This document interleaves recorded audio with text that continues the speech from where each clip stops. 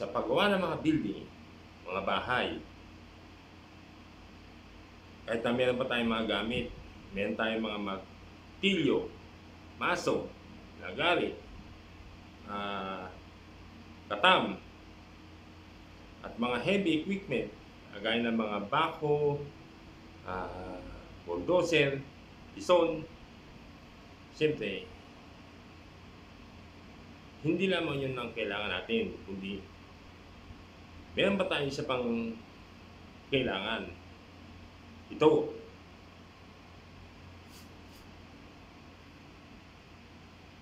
American Eagle Centennial.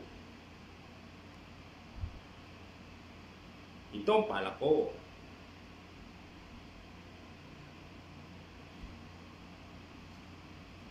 This is my pala.